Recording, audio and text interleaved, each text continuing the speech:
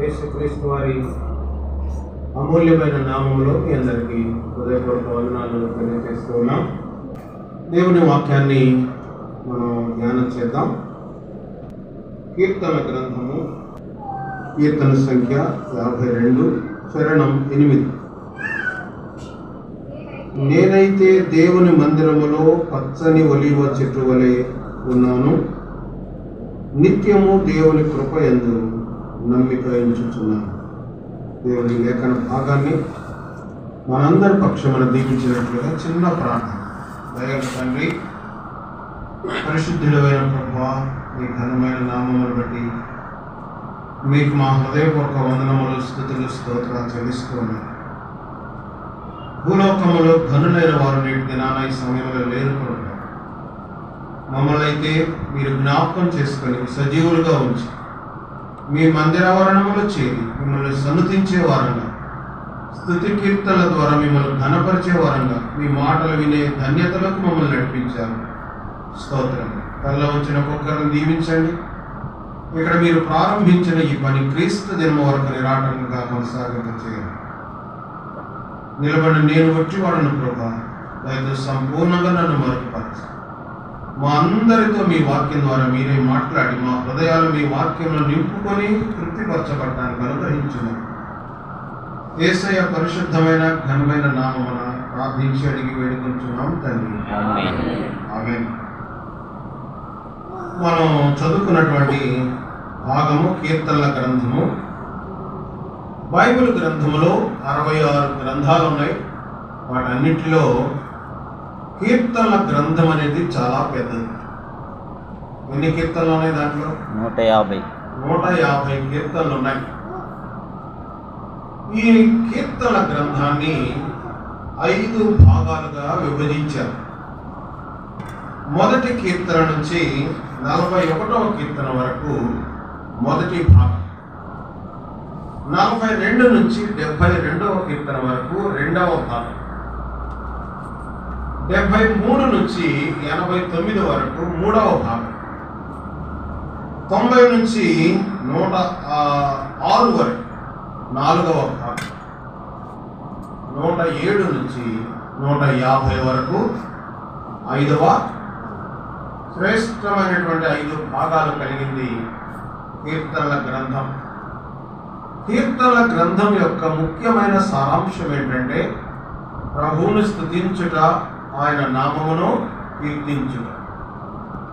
దేవుని పిల్లలైన వారు విశ్వసించి రక్షించబడి బాప్తిస్మం పొంది సంఘ సహవాసంలో ఉన్న వారికి భూలోకములో ప్రభువుని ఎలాగో స్తుతించాలో, ఎలాగో ఆయన నామమును కీర్తించాలో కీర్తనల గ్రంథం చెప్తే, సామెతల గ్రంథము విశ్వాసులైనటువంటి వారు లోకములో దేవుని భయం కలిగి ఎలాగో బ్రతకాలో సామెతల గ్రంథం తెలియజేస్తారు. ఈ కీర్తనల గ్రంథం 150 కీర్తనల్లో 73 కీర్తనలు దావీదు మహారాజు రాశాడు. తర్వాత 116వ కీర్తన, 136వ కీర్తన కూడా దావీదు మహారాజు గారే రాశాడు. అయితే ఆ 2 కీర్తనల మీద ఆయన పేరు ఉండదు. అంటే 150లో సగం 75 కీర్తనలు దావీదు మహారాజు గారు రాశాడు. 12 కీర్తనలు ఆసాపు రాశాడు. 11 కీర్తనలు కోరహు కుమారులు రాశారు. హేమాను, ఏతాను, మోషే అనేటువంటి వారు ఒక్కొక్క కీర్తన రాశారు.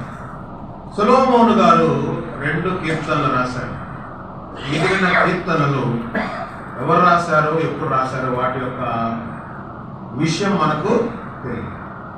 అయితే ఈ 150 కీర్తనల రాయడానికి పట్టిన కాలము 1000 సంవత్సరాలు. అంత 1000 సంవత్సరాలు. మనం చదువుకున్నాము, దావీదు మహారాజు పలుకుతున్నాడు, నేనైతే దేవుని మందిరములో పచ్చని ఒలీవ చెట్టు వలె ఉన్నాను అంటున్నాడు దావీదు. దేవుని మందిరం అనగా అపోస్తలుడైనటువంటి పౌలు గారు తన ప్రియ కుమారుడైన తిమోతికి రాస్తూ 1 తిమోతి పత్రిక 3వ అధ్యాయము 15వ వచనములో దేవుని మందిరములో అనగా జీవము గల దేవుని జనులు ఎలాగూ ప్రవర్తించవలెనో తెలియచేయడానికి ఈ సంగతులు. దేవుని మందిరం అనగా జీవము గల దేవుని సంఘం.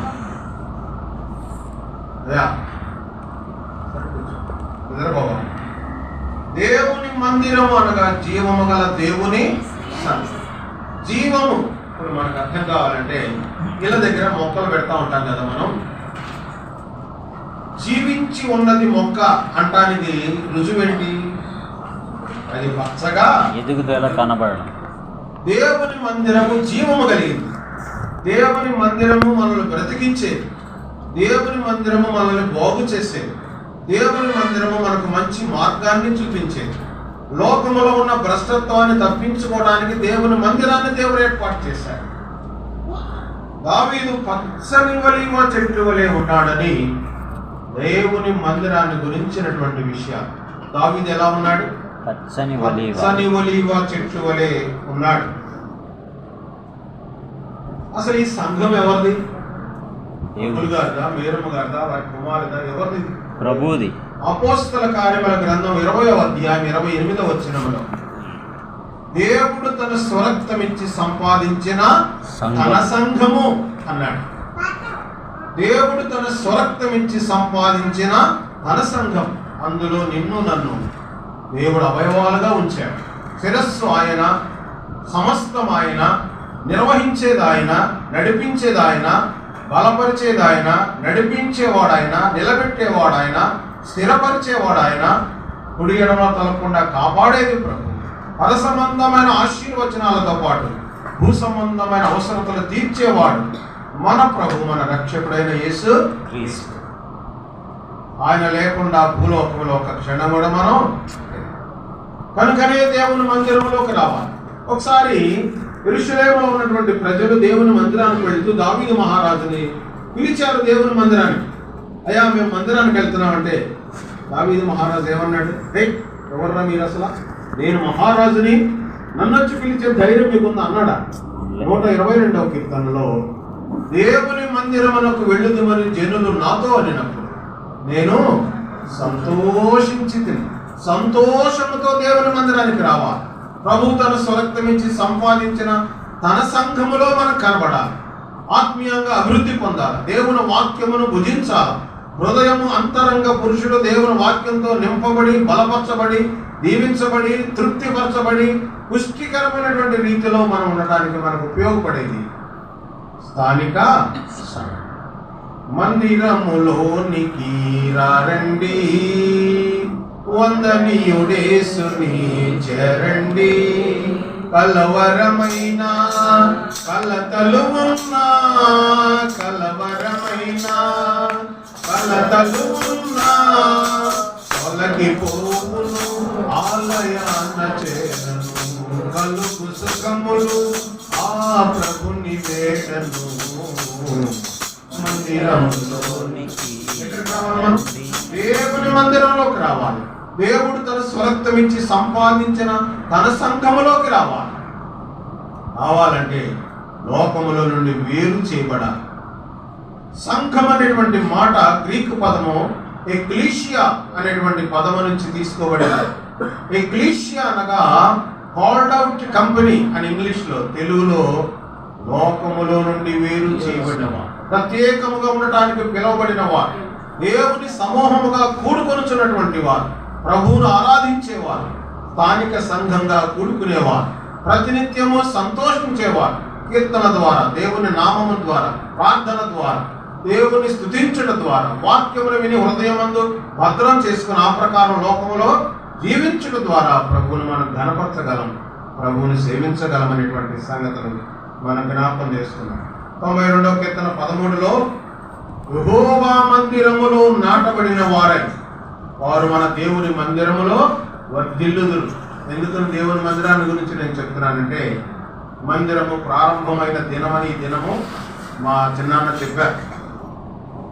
మందిరము ప్రారంభం అవటం అంటే దాని వెనక ఎంతో ప్రయాసం ఉంది, దాని వెనక ఎంతో సాక్ష్యం ఉంది, దాని వెనక దేవుని భద్రత ఉంది, దాని వెనుక ప్రభు ఇచ్చేటువంటి కృప ప్రతి దినము మనల్ని కాపాడు.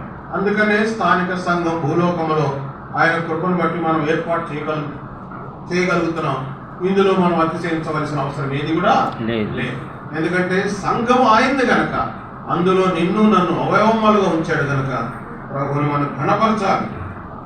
అదే మాట మనం చూస్తాం 92వ కీర్తన 13. యెహోవా మందిరములో నాటబడిన వారై, నాటబడిన చెట్టు బలంగా ఉంటుంది. మన విశ్వాసంగా దేవుని మందిరములో మనం నాటబడవలసినటువంటి వారు, నాటబడిన వారు వర్ధిల్లుతారు. వారు మన దేవుని మందిరములో వర్ధిల్లుదురనేటువంటి మాటను మనం జ్ఞాపకం చేసుకున్నాం. తర్వాత యెషయా గ్రంథం 61వ అధ్యాయం 3వ వచనములో యెహోవా నాటిన చెట్లు, మనం మనుషులమా చెట్లుమా? ఇదంతా నేను ఎందుకు చెప్తున్నానంటే, దావీదు దేవుని మందిరములో పచ్చని ఒలివ చెట్టు వలె ఉన్నాడు, పచ్చని చెట్టు. అందుకనే నేను దాని గురించి మాటలు మీకు తెలియజేస్తున్నాను. యెహోవా నాటిన చెట్లు. నాటాడు మనల్ని. మరి ఎక్కడ నాటాడు మనం? కీర్తన సంఖ్య 80 15వ చరణంలో ఆయన తన కుడి చేతితో నాటిన మొక్కలు. ఎవరు మనం? ఆయన తన కుడి చేతితో నాటాడు. ఇష్టం లేని పనులు ఎడం చేత చేస్తాం మనం కదా. కుడి చేతితో నాటిన మొక్కలం మనం కనుక ఆయన చేతితో నాటబడిన చెట్లు గాని మొక్కలు గాని అభివృద్ధి పొందుతాయి. దేవుని మందిరంలో వారు వర్ధిల్లుతారు. మనం వర్ధిల్లాలంటే నేను భౌతిక సంబంధమైన అభివృద్ధిని గురించి నేను మాట్లాడట్లేదు. ఆత్మ సంబంధమైన అభివృద్ధి, దేవుని వాక్యం యొక్క సమృద్ధి దేవుని మందిరములో మనకి కనబడుతుంది. కనుక పచ్చదనం దేన్ని చూపిస్తా ఉంది? దావీదు నేనైతే దేవుని మందిరములో పచ్చని ఒలివ చెట్లు వలె ఉన్నాను అంటున్నాడు. పచ్చదనం దేన్ని చూపిస్తా ఉందంటే బ్రతికిన స్థితిని చూపిస్తాం. ఒకప్పుడు మనం ఏమయ్యాం? ఎఫెసీ పత్రిక 2వ అధ్యాయం 1వ వచనములో మీరు మీ అపరాధముల చేతను పాపముల చేతను చచ్చిన వారై ఉండగా ఆయన క్రీస్తుతో కూడా మిమ్మును అన్నాడు. మిమ్మునంటే మనల్ని బ్రతికించాడు. బ్రతికిన వారు అంటే పచ్చదనం కలిగిన వారు, ఆత్మ కలిగిన వారు, దేవుని నడుపుదల కలిగిన వారు, సంఘములో నాటబడిన వారు, అభివృద్ధి చెందేవారు, దేవుని వాక్యమును భుజించేవారు, ఆత్మీయంగా అనేకులకు సాక్షార్థంగా లోకంలో జీవించడానికి ప్రభు నిన్ను నన్ను ఏర్పాటు చేసుకున్నాడనే సంగతిని ఎన్నటెన్నటికి మనం మర్చిపో. కాలం సంపూర్ణమైపోయింది. ఫిబ్రవరి పత్రిక 10వ అధ్యాయం 37వ వచనములో ఇక కాలము బహు కొంచెముగా ఉన్నది, వచ్చుచున్నవాడు ఆలస్యము చేయక వస్తానన్నాడు. Our lord second coming is a great mystery. ప్రభు యొక్క రాకడ దినాలు అతి సమీపంగా ఉన్నాయి. భయంకరమైన తెగుళ్ళు, భూకంపాలు, కరువులు భూలోకములు సంభవిస్తా ఉన్నాయి. రాజ్యం మీదక రాజ్యం, జనం మీదక జనం, యుద్ధములు, కరువులు, యుద్ధ సమాచారాలు మీరు వింటారని ఉన్నాయి. అవన్నీ కూడా ఇప్పుడు మనం చూస్తున్నాం, వింటున్నాం కదా. కరోనా గురించి మనకు ఎప్పుడు తెలుసు? 2019వ సంవత్సరంలో తెలుసు. అంతకుముందు ఎప్పుడని తెలుసా మనకు కరోనా? ఈ తెగుళ్ళ గురించి ఎన్నడూ మనం వెళ్ళలేదు. అయితే కరోనా గురించి దేవుని గ్రంథంలో ప్రభు అయిన యేసుక్రీస్తు వారు భూలోకంలో పుట్టకముందే 730 సంవత్సరాలకు పూర్వమే ప్రవక్త అయినటువంటి యెషయా కరోనా గురించి రాశాడు. చదువుతారు ఒక మాట? యెషయా గ్రంథం 26వ అధ్యాయం 6వ వచనం. యెషయా గ్రంథం 26వ అధ్యాయం 6వ వచనం. చూసారా? నీవు వెళ్ళి నీ అంతఃపురములో ప్రవేశించు, నీవు వెళ్ళి నీ తలుపులు వేసుకొని ఉగ్రత తీరిపోవు వరకు కొంచెం సేపు దాగుయుండుము. ఉందా లేదా అక్కడ? ఇవన్నీ మనం చేసామా లేదా? కరోనా మన ఇంట్లో మనమే ఉన్నాం, తలుపులు తీలా, రోడ్డు మీద పోవాలంటే ఎక్కడ చూస్తే అక్కడ అడ్డం కట్టేసినటువంటి పరిస్థితి. కరోనా గురించి ఎప్పుడో ఉంది బైబిల్లో. యేసయ్య ఈ భూలోకంలో పుట్టకముందే ఈ వ్యాధిని గురించినటువంటి సమాచారం ప్రవక్త అయినటువంటి యెషయా ద్వారా మనం వినగలుగుతున్నాం. అయితే ఒకటేంటంటే ఎఫెసీ పత్రిక 2:5 చదవండి. ఇందాక 2:1 చదివాం, 2:5 క్రీస్తుతో కూడా ఆయన మనల్ని ఏం చేశాడు? జీవింప చేశాడు. అంటే మనం బ్రతికిన వారు, బ్రతికిన అనుభవం మనం వచ్చాం. యోహాను సువార్త 5వ అధ్యాయం 24వ వచనములో, నా మాట విని నన్ను పంపిన వాని యందు విశ్వాసం ఉంచు ప్రతివాడు నిత్య జీవము గలవాడు, వాడు తీర్పులోనికి రాక మరణములో నుండి జీవములోనికి దాటి ఉన్నాడు. మరణకరమైన స్థితి. మన మంచోళ్ళమేనా? కాదు. మనలో సువాసన ఉందా? ఇప్పుడంటే ఏదో పూసుకుంటున్నాంలే, స్ప్రేలు కొట్టుకుంటున్నారు అందరూ. అది నేను కూడా కొట్టుకుంటా, కానీ పక్కన వాసన కాదు కదా. బయటికి వెళ్ళాలంటే, ఎక్కడికైనా ఊరికి వెళ్ళాలంటే మంచిగా స్నానం చేస్తాం, మంచిగా స్ప్రే కొట్టుకుంటాం, బయలుదేరి పెడతాం. ఈ శరీరం బాగానే ఉందలే, నేను చేసుకున్న సాయంకాలానికి ఏమవుతుంది? జిడ్డు అవుతుంది, చెమట వాసన వస్తుంది కదా. ఒకరోజు మనం బ్రష్ చేయకపోతే ఏమవుతుంది? నోరంతా గబ్బులు వేసిపోతుంది. పక్కనంతా మనం మాట్లాడితే వాళ్ళు మాట్లాడలేరు. కారణం ఏంటి? ఈ శరీరం అంతా కూడా అసలు దుర్వాసన. ఎలా చెప్పగలం అది? మనం ఈ భక్తుడే మాట్లాడుతున్నాడు. యెషయా గ్రంథం 1వ అధ్యాయం 5వ వచనములో, నిత్యము తిరుగుబాటు చేయొచ్చు మీరు ఎలా ఇంకనూ కొట్టబడుతుంది. ప్రతి వాడు నడినెత్తిన వ్యాధి కలిగి ఉన్నాడు, ప్రతి వాని గుండె బలహీనమయ్యాడు, అరికాలు మొదలుకొని తల వరకు స్వస్థత కొంచెమైనా లేదు. ఎక్కడ చూసినా గాయములు, దెబ్బలు, పచ్చి పుండ్లు, అవి పిండబడలేదు, కట్టబడలేదు, తైలముతో చేయబడలేదు. ఇది మన దౌర్భాగ్యకరమైన దుర్వాసనతో కూడిన జీవితం. ఈ జీవితములో నుంచి, మరణములో నుండి జీవములోనికి మనల్ని దాటించాడు. శిలువ రక్తములో మనల్ని కడిగాడు, పరిశుద్ధపరిచాడు, నీతిమంతులుగా చేశాడు. ఆయన ఆరాధించే ప్రజలుగా స్థానిక సంఘములో నన్ను ఉంచాడు. భూలోకంలో డబ్బులు లేకపోవచ్చు, భూలోకంలో పెద్ద ఇల్లు లేకపోవచ్చు, భూలోకంలో ఉద్యోగం లేకపోవచ్చు, వ్యాపారం లేకపోవచ్చు, వ్యవసాయం లేకపోవచ్చు, అందచందాలు లేకపోవచ్చు, చదువే లేకపోవచ్చు, కానీ యేసయ్య హృదయంలో ఉండే దానికన్నా గొప్ప భాగ్యం లోకంలో మరొకటి మనకి. నేను కాలేజీ లెక్చరర్గా దాదాపు 23 సంవత్సరాలు పనిచేశాను. ప్రభు తన సేవకు నన్ను పిలుస్తున్న కారణం చేత 2017 సంవత్సరం జనవరి 1వ తారీఖున ఉద్యోగానికి రాజీనామా చేసేసి ప్రభు సేవకునిగా, ప్రభు పాదదాసునిగా, ఆయన మందిరంలో పనిచేసే సేవకునిగా ఉండటానికి ప్రభు నన్ను పిలిచినప్పుడు, నేను పనిచేసే కాలేజీలో చైర్మన్ గారు ఉన్నారు, ఆనంద్, నీలాంటి లెక్చరర్లు పోతే నాకు చాలా కష్టం, నీకు ఇంకో 20,000 ఎక్స్ట్రా ఇస్తాను, నువ్వు ఉండాలన్నాడు. నేను ఉద్యోగానికి చేసే టైంలో నా జీతం 50,500. ఇంకొక 20,000 నీకు ఎక్స్ట్రా ఇస్తాను, నువ్వు వెళ్ళడానికి వీల్లేదని. 1,00,000 రూపాయలు ఇచ్చినా నేను ఉన్నాను సార్, ప్రభు తన సేవకు నన్ను పిలుస్తున్నాడనే కారణం చేత నేను దేవుని సేవకు వెళ్ళిపోతున్నాను. ఇంకా ఈ భౌతిక సంబంధమైన లాభ సాధనమైన ఏ పనికి నేను చేయను, దేవుని పని తప్ప. దీనికి కారణం చాలా ఉంది. కారణం ఏంటంటే, నెల 28 రోజులు ఇంత చిన్న ఇడ్లీ ముక్క కూడా తినలేదు. 28 రోజులు కిడ్నీలో పెద్ద స్టోన్ వచ్చి నాకు చాలా బాధపడ్డాను. ఒక తెల్లవారుజామున 3:30 గంటల సమయంలో నా ఒళ్ళంతా ఫ్రిడ్జ్లో పెట్టిన వస్తువులాగా మారిపోయింది. ఫ్యాన్ తిరుగుతుంది కానీ నాకు గాలి ఆడట్లా సరిగ్గా, నేను పీల్చుకునే గాలి నాకు సరిపడలేదు. నేను అప్పుడు ప్రభుతో తీర్మానం చేసుకున్నాను, ప్రభువా, మానవ మాత్రం నేను ఏ రోజైనా ఒక రోజు నీ సన్నిధికి రావాల్సిందే. ఒకవేళ నీ చిత్తములో నా సమయము కనుక అయిపోతే, నాలో ఉన్న బలహీనతలన్నీ క్షమించి ప్రభు నీ రాజ్యం నాకు చేర్చుకో, నేను వచ్చేస్తానని ప్రభుత్వ తీర్మానం చేస్తాను. ఒకవేళ మీరు నాకు ఆరోగ్యం కనుక ఇస్తే, నాకు ఆయుష్ కనుక ఇస్తే, మిగిలిన జీవితంలో నీ పని తప్ప మరొక పని నేను, నాకు భౌతికమైన లాభాన్ని గురించే పని ఏది కూడా నేను చేయనని తీర్మానం చేసుకున్నాను. ప్రభు నాకు ఆరోగ్యం ఇచ్చాడు. వెంటనే నేను కాలేజీకి వెళ్ళి చైర్మన్ గారికి రిజైన్ లెటర్ ఇచ్చేసి ప్రభు సేవలో 2017 సంవత్సరం నుంచి నేను కొనసాగు. దేవుని యొక్క నిబంధన అలా ఉందమని. ఎందుకు? ఆయన మరణములో నుండి జీవములోనికి మనల్ని దాటించాడు.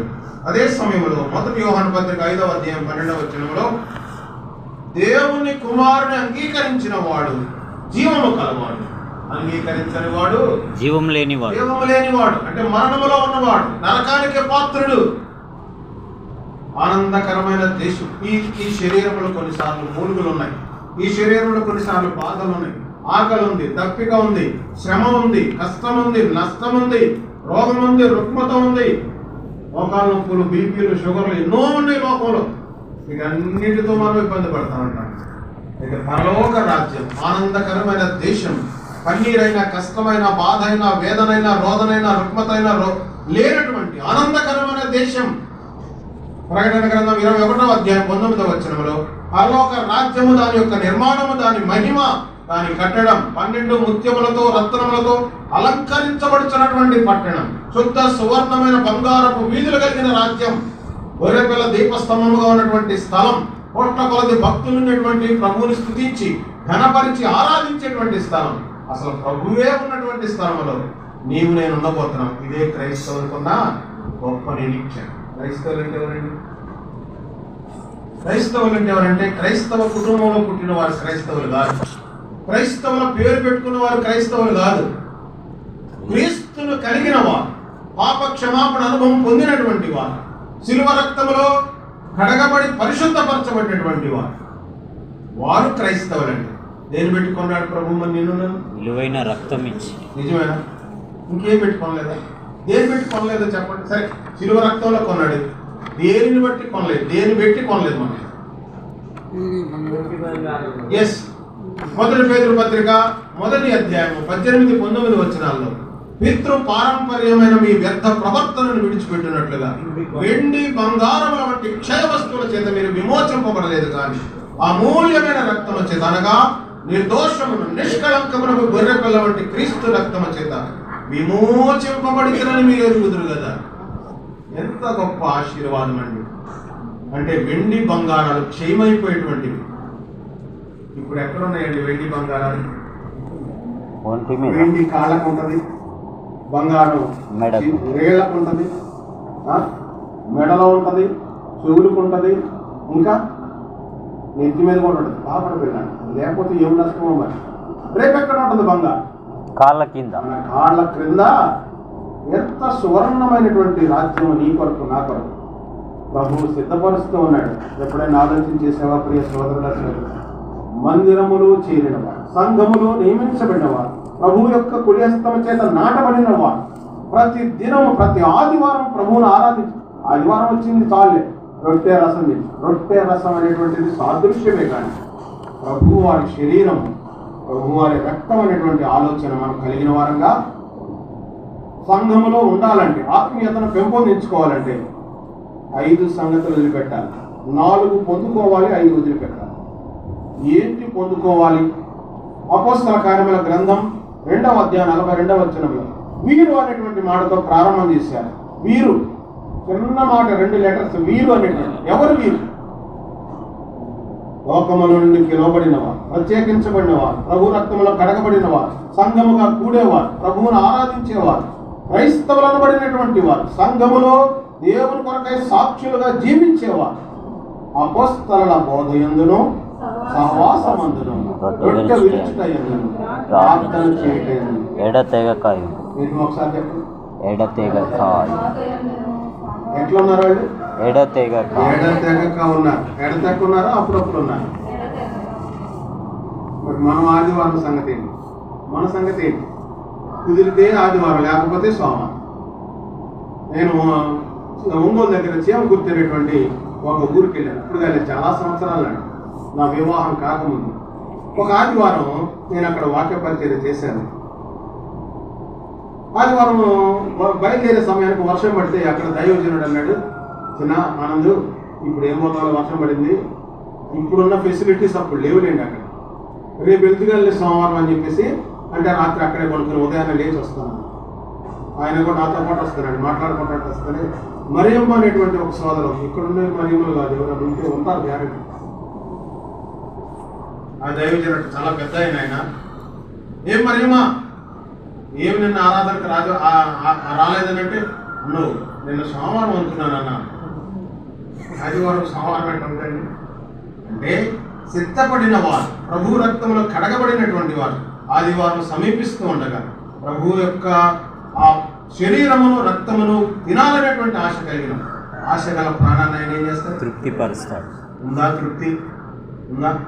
దేవుని మహాకృపను బట్టి ఈ 2024 సంవత్సరంలో ఇప్పటి వరకు నా జీవితంలో ఒక్క ఆదివారం కూడా నేను మిస్ అవ్వను. ఒక్క ఆదివారం కూడా ప్రభు మనకి ఇచ్చినటువంటి ఆదివారం నియామక కోటాలు. నేను గుంటూరులో ఉంటాను, పరిచర్య మూల్పూర్లో. ఒకదాన్ని మంచంలో ఉన్నటువంటి తండ్రిని నేను చూసుకోవాలి. ఇంటి దగ్గర నా బిడ్డలు ఉండరు. నా భార్య గవర్నమెంట్ ఎంప్లాయీ కనుక ఆమె డ్యూటీకి వెళ్ళిపోతుంది. నాకు చేయాల్సిన పనులన్నీ చేసి నేను 85 కిలోమీటర్ల దూరం ప్రయాణం చేస్తాను వారంలో 3 సార్లు. రాను పోను 85 కిలోమీటర్లు మా ఊరికి అంటే మూల్పూర్కి గుంటూరు. దేవుని పరిచర్యను కొనసాగించడానికి ప్రభు నన్ను బలపరుస్తున్నాడు. రాత్రికి రాత్రే నేను ఇక్కడ కంచికి చర్ల అవతల ఒక ఊరేదో ఉంది, గుర్తురాట్లేదు నాకు. మోగులూరులో స్వార్థ పరిచర్య కొరకు వచ్చి వాక్యమును బోధించి తిరిగి ఇంటికి వెళ్ళేసరికి 2 అయింది. మన చేమకూర్తి అని చెబుతున్నాం కదా, మొన్న కూడా ఈ మధ్య వెళ్ళొచ్చు. ఇంటికి వచ్చేసరికి 2 అయింది. ప్రభు సేవలో మనం ఉంటున్నప్పుడు, సంఘములో మనం నాటబడ్డాం. మనం ఎలా ఉన్నాం? అపోస్తలుల బోధ ఎందున్నామా? సహవాసంలో ఉన్నామా? రొట్టె విరుచుటలో, ప్రార్థన చేయుటలో అప్పుడు ఉన్నటువంటి దేవుని పిల్లలు ఎడతెగక ఉన్నారు. అప్పుడప్పుడు అని లేరు. ఎక్కడ మీ బైబిల్ అలా ఉంది? అప్పుడప్పుడు ఉన్నా కానీ ప్రతి ఆదివారం ప్రభు ఇచ్చిన దినమంది దేవుని సంఘములో కూడి ప్రభుని ఆరాధించాలి. అది మీకు నాకు వ్యక్తిగతంగా, మన కుటుంబానికి, స్థానిక సంఘానికి అది ఆశీర్వచనంతో కూడినటువంటి సంగతులు మనం జ్ఞాపకం చేస్తాం. 5 విడిచిపెట్టాలి. ఏంటో చెప్పండి? విడిచిపెట్టి 4 పొందుకోవాలి, 5 విడిచిపెట్టాలి. 1 పేతురు పత్రిక 2వ అధ్యాయము 1వ వచనములు, ప్రభువు దయాళుడని మీరు రుచి చూచి ఉన్న ఎడల సమస్తమైన దుష్టత్వమును, సమస్తమైన కపటమును, వేషధారణను, అసూయను, సమస్త దూషణ మాటలను మాని క్రొత్తగా జన్మించిన శిశువులను పోలిన వారమై నిర్మలమైన వాక్యం అనే పాల వలన రక్షణ విషయంలో ఎదుగునట్లు ఆ పాలను మనం దేవుని వాక్యం అనే పాలు 5 సంగతులు విడిచిపెట్టాలి. సమస్తమైన దుష్టత్వం, సమస్తమైన కపటం. కపటం అంటే ఏంటో తెలుసా? లోపలేమో విషం, పైనేమో వందనాలన్నా. చీరాల పట్టణంలో ఒక ఆయన, పెద్ద ఆయన, పేర్లు చెప్పలేండి, ఇక్కడ తెలిసినటువంటి ఇబ్బంది అవుతుంది. చాలా కాలం నాటి జరిగిన సంగతి లేదు. మెట్ల మీద నుంచి పైనుంచి దిగి వస్తుంటే కాళ్ళు బెణికి, కాళ్ళు స్లిప్ అయ్యి పడిపోయాడు. మెట్ల మీద నుంచి కాలు బెణికింది, బాగా నొక్కుంది, వాసన. ఈ సంగతి సంఘంలో మరొక వ్యక్తికి తెలిసింది. అరే అన్న పడిపోయాడంట అని చెప్పేసి పలకరిద్దాం, ప్రార్థన చేద్దామని వెళ్ళాడు. ప్రార్థన చేసిన తర్వాత, అన్న పడిపోయావా, దెబ్బ నొప్పిగా ఉందా, వాసిందా, బాధ ఉందని ప్రార్థన చేశాడు. బయటకు వచ్చి ఇంటికి వెళ్ళిపోతుంటే ఆ దారిలో అక్కడ ఇంకొక సహోదరుడు ఎదురాడు. అన్న ఏం దిగొచ్చావన్నానంటే, వాళ్ళ నాయన మెట్ల మీద నుంచి దిగొస్తా కాలు జారి కింద పడి బెడికిందంట, అతను చూసి రావడానికి వెళ్ళాను, తెలిసి ప్రార్థన కూడా చేసి వచ్చాను అని అంటూ వాడి కాలు వెనుక ఊరుకొని ఇగిపోతే నా కళ్ళు సమ్మగా ఉండేది అన్నాడు. వీళ్ళు కపట సహోదరులు కదా. పైనేమో వందనాలు అన్నాడు, లోపలేమన్నాడు? వాళ్ళు ఇరిగిపోతే వాడు కళ్ళు సమ్మ పట్టాయంట. మరి ఇదేం ఆలోచన తెలియదు. స్థానిక సంఘం ప్రభుది. నిన్ను నన్ను ఏం పెత్తన చేయడానికి మనకు అధికారం లేదు.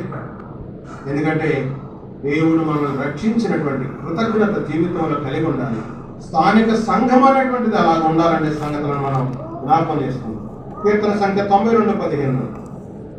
కొంతమంది పెద్దవాళ్ళు ఉన్నారు కదా, ఇక్కడ పెద్దవాళ్ళు ఉన్నారు కదా, వారిని గురించి రాయబడిన మాట ఏంటంటే కీర్తన 92:15, వారు ముసలితనం ఇంకను చిగురు పెట్టుచుందురు, సారము కలిగి పచ్చగా. మీరు ఏమైనా తినొచ్చారా? ఏమన్నా తిన్నారా? నేను 2 సార్లు 2 టీలు తాగాను. నేను ఇంతగా అరుస్తుంటే మీకు నిద్ర వస్తుంది కదా. ఇట్లాగే మాలాంటి దైవజనులు ఒక చోట వాక్యం చదువుతుంటే ఒక సహోదరి మీరు మంచిగా లేదు, మీరు నిద్రపోతా ముందా మీద పడిందండి. ముందా ఏమనాలా? విందమ్మా దైవజనులు వాక్యం చదువుతుంటే వినకుండా నిద్రపోయి నా మీద పడ్డావు, పడితే పడ్డావు కానీ బలి కలపాడు చేసేవి నాకు అను. ముందామే వెనకామే బెటర్, నిద్రపోతుంది. ముందామే ఏం చేస్తుంది? కళ కూడా అంటుంది. ఎక్కడ? మందిరములో వాక్యమైనటువంటి నిర్లక్ష్యమైనటువంటి స్వభావం మనకు రాకూడదు. ఆశతో అపేక్షించాలి. దేవుని వాక్యమును వినాలి, హృదయమును భద్రం చేసుకోవాలి. అంత మాత్రమే కాదు, వాక్య ప్రకారం లోకంలో వినుటకు చెవులు గలవాడు వినుగాక. ఇంటర్మీడియట్ అంటేనే ఎక్కడెక్కడ కోతులు అడుగులో ఉండాలి. కోతులన్నీ ఆ క్లాస్ రూమ్లో ఉంటాయి. ఎందుకంటే ఎక్కడెవరైనా ఉంటా ఎవరు లేదు ఇంటర్మీడియట్ వాడు మా ఉంటే సరే. నేను ఒకసారి పాఠం చదువుతుంటే ఒకడు చక్కగా వింటున్నాడు, 3 చెవులు ఉన్నాడు, వింటున్నట్టుగా వింటున్నాడు. అంత మర్యాదగా నాకు అర్థమైపోయింది ఈ పాట వింటలేదు. ఎందుకంటే సైకాలజీ తెలుసుగా మనం. మధ్యలో లేపరి నేను చెప్పేది ఏంటంటే వింటున్నా అంటారా అంటే వింటున్నాను సార్ అన్న. నేనేం చెప్పానో చెప్పరా అన్న. సార్ వినట్లేదు. మరి నాకు విన్నాను అన్నావు కదరా అంటే చెప్పింది సార్ వినలేదు సార్. సరేరా నీకు ఎన్ని చెవులు ఉంటాయి రా అన్న. 2 ఉన్నాయి సార్ అన్న. అందరు 3 ఉంటాయి, 2ఏగా. మరి 2 చెవులతో ఏం చేస్తావు రా నువ్వు అని అంటే వాడు అన్నాడు, ఇందాక చెప్పాక కూతురు ఒకటి ఇన్పుట్ సార్, ఒకటి అవుట్పుట్ సార్ అన్న. అంటే ఒక చెవుతో వింటాడంట, ఇంకో చెవుతో వదిలేస్తాడు. ఏముంటుంది తేడా, మెదడు ఉందా తేడా ఉందా అర్థం కాదు కదా. ఇట్లాంటివి ఉంటాయి, కొన్ని కోతులు ఉంటాయి ఇంటర్మీడియట్లో. కానీ దేవుని వాక్యం వినాలి, అనుసరించాలి. చెవి గలవాడు వినుగా. సంఘములతో చెప్పుతున్న మాట వినుగాక. వినాలి, వినుట వలన విశ్వాసం కలుగుతుంది. దేవుని వాక్యాన్ని మనం వింటున్నాం. దేవుని సంఘం స్థాపించబడింది ఎన్ని సంవత్సరాలు అయిందండి అయ్యగారు? 2018. దేవునికి మహాస్తోత్రాలు చెల్లిద్దాం. ఆయన సంఘము స్థాపించబడింది. విశ్వాసులు కొంతమంది ఉన్నారు, ఆరాధించేవారు ఉన్నారు, దేవుని వాక్యమును పంచిపెట్టేవారు ఉన్నారు, ప్రయాసపడేవారు ఉన్నారు, సువార్తను ప్రకటించేవారు ఉన్నారు, సాక్ష్యములు ఇచ్చేవారు ఉన్నారు. ప్రభు చేసిన మేళను బట్టి ప్రభుని ఘనపరిచి స్థుతించేవారు స్థానిక సంఘం. ఎంత మంచి ఆశీర్వాదం. ఆలోచన చేసామో ప్రియ సోదరుడ సోదరు. నా సమయం అయిపోయింది, నేను ముగిస్తాను. ఒకే ఒక్క మాట నేను చెప్పేసి ప్రకటన గ్రంథం 3వ అధ్యాయం 1వ వచనంలో సార్దిస్సులో ఉన్నటువంటి సంఘమునకు ఇలాగ చెప్తున్నాడు. సార్దిస్సులో ఉన్నటువంటి స్థానిక సంఘానికి జీవించుచున్నామన్న పేరున్నది కానీ నీవు మృతుడవే. ఊరగా క్రైస్తవులు అని పేరు పెట్టుకున్నాం అంతే. ఆరాధన చేస్తున్నామయ్యా, జీవితంలో సరైనటువంటి విధానం లేదు. జీవించుతున్నామన్న పేరున్నది కానీ మనం ఏమయ్యాం? మృతులమైపోయాం. ఆత్మీయంగా అభివృద్ధి చెందలేని వారం అయ్యాం. పచ్చని పరిపక్వ స్థితిని మనం పొందలేని వారు ఉన్నాం. పచ్చదనం లేని వారుగా ఉన్నాం. పేరుకి బ్రతుకున్నాం, పేరుకి క్రైస్తవులయ్యాం, పేరుకి విశ్వాసులమయ్యాం. యాకోబు కూడా తన పత్రికలో రాస్తాడన్నాడు 2వ అధ్యాయం 26వ వచనంలో, ప్రాణము లేని శరీరం ఎలాగో మృతము, క్రియలు లేని విశ్వాసం కూడా అలాగే మృతం. ప్రాణం లేని శరీరాన్ని ఏమంటారు? శవం అంటారు. శవం. శవం. అది కదలదు, మాట్లాడదు, చూడదు,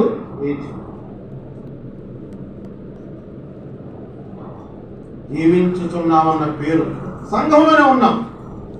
ఇష్టమైతే మందిరానికి వస్తున్నాం, కష్టమైతే సంఘంలోనే ఉన్నాం. వాక్యం వింటే వింటున్నాం, లేదంటే పెడచెవిని పెడుతున్నాం. ప్రభువు నీ కొరకు నా కొరకు చేసినటువంటి ఆ గొప్ప బలియాగం, దేవుని యొక్క కృప ఉన్నా లేదా? మన కృప ఉన్నబట్టి సంవత్సరం యొక్క ఆఖరి దినాలకు మనం బ్రతికే ఉన్నాం కదా. యెషయా గ్రంథం 54వ అధ్యాయం 10వ వచనం, పర్వతములు తొలగిపోయిన, మెట్టలు తత్తరిల్లిపోయిన ఆయన కృప మనల్ని విడిచిపోదు. ఎన్నడూ విడిచిపెట్టారు.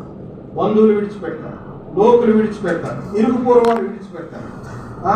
కొంచెం బాగుంటానండి, వీడు మావుడేనండి వేయేస్తారు. తేడా వచ్చిందండి, వాడి ఒడు నాకు తెలియదండి. అసలు కుట్టమే, బంధువే, కానీ వాడి ఒడు నాకు సంబంధం లేదు. ఇది మానవుని యొక్క నైజం. కానీ యేసయ్య మనం చేసే పాపాలన్నింటికీ, మనం చేసే ఇబ్బందులన్నింటికీ యేసయ్య మనం వదిలిపెడితే మనమే ఉంటాం. మనం అసలు విడిచిపెట్టకూడనటువంటి స్థితి. ఒకసారి ఏం చేస్తాం మనం? మా ముందుకు రండి, మనం ఏం చేస్తాం? మన చేతితో యేసయ్యని పట్టుకుంటాం. మన చేతితో కనుక యేసయ్యని మనం పట్టుకున్నామంటే అక్కడే ఉంది ప్రమాణం. మన చెయ్యి ఏదో ఒక రోజు వదిలేస్తాం. కానీ ఆయన చెయ్యి మనం పట్టుకోవాలి. ఆ చేతిలో నుంచి నిన్ను, నన్ను, సంఘాన్ని, మన విశ్వాస జీవితాన్ని, ఆత్మీయమైనటువంటి పరిపక్వత, పచ్చదనాన్ని తీసివేయగలిగినటువంటి బలవంతుడు ఒక్కడ కూడా లేడు. ఆలోచన చేశారా ప్రియ సోదరుడు? ప్రభు రాబోతా ఉన్నాడు. స్థానిక సంఘంలో చేర్చబడిన మనం, దేవుని బిడ్డలమైనటువంటి మనం ఎలా ఉన్నాం? ఎడతెగక ఉన్నామా? ప్రార్థనలో, విజ్ఞాపనలో, ఆరాధనలో, బైబిల్ స్టడీలో అన్నిటిలో మనం పాలు పొందుతున్నాం. పరిశుద్ధులు ఐక్యత కలిగి నివసించుట ఎంత మేలు, ఎంత 133వ కీర్తనలో ఉంది. సహోదరులు ఐక్యత కలిగి నివసించుట మేలు, ఎంత మంచిది, ఎంత మనోహరము. సహోదరులు ఐక్యత కలిగి నివసించుట మేలు. ప్రేమపూర్వక వందనాలు తెలియజేస్తున్నాను. నా సమయం అయిపోయింది. నిల్చుంటే కూడా మరి ప్రభు నామమున నన్ను క్షమించాలి. అవకాశం ఇచ్చినటువంటి స్థానిక సంఘానికి తమకి ప్రత్యేకమైన వందనాలు తెలియజేస్తాను. దేవుని చిత్తమైతే మధ్యాహ్నం వేళ మరి మరొక కొన్ని సంగతులు, మా మందిరాన్ని గురించిన విషయాలు మనం నేర్చుకున్నాం. ఆ ప్రకారం